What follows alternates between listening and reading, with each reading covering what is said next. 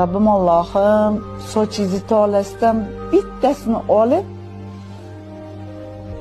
osib qo'yar ekan. Har bitta ko'rsatilgan ochuv sochingizga 70 yildan azob chekib chiqasiz deb ma'ruza qilganlar.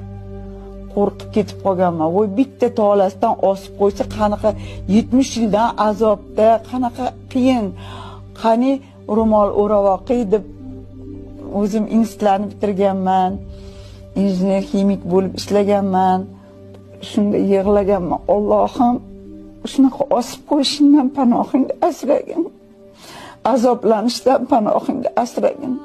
Keyin payg'ambarimizning tarixlarini o'qishga tushib ketdim.